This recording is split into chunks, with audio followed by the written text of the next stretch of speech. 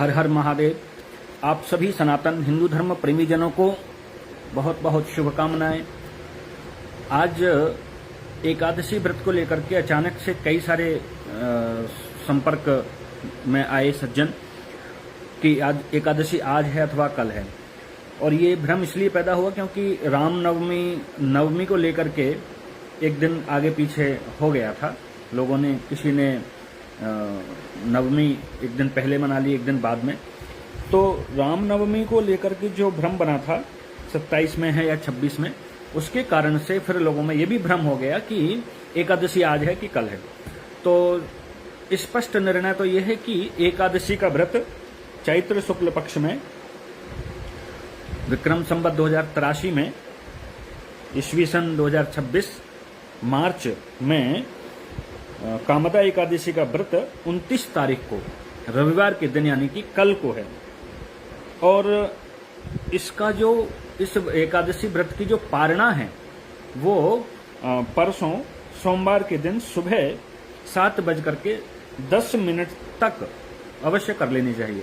तो ऐसी स्थिति में एकादशी व्रत रविवार को यानी कि कल, और एकादशी व्रत की पारणा सोमवार को यानी कि 30 मार्च को होनी चाहिए।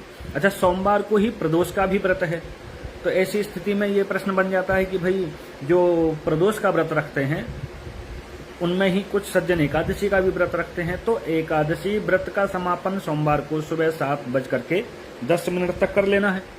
लेकिन जब एकादशी व्रत का समापन करेंगे यानी कि समापन होता है भोजन आदि से, तो फिर सोमवार का प्रदोष जो पर्व है उस प्रदोष को करना कैसे संभव हो पाएगा। तो ऐसी स्थिति में इसका एक सामान्य सा सरल सा प्रकार है कि गुरुजनों, विद्वानों और शास्त्रीय व्यवस्था सिद्धांत के अनुसार एकादशी के उपरांत द्वादशी में अगले दिन यदि प्रदोष का भी व्रत होता है, तो ऐसी स्थिति में एकादशी व्रत की पारणा के लिए भगवान के चरणामृत का सेवन करके, पान करके एकादशी व्रत के समापन की विधि को पूरा कर लिया जाता है और उसके बाद सोम प्रदोष में प्रवेश कर लिया जाता है।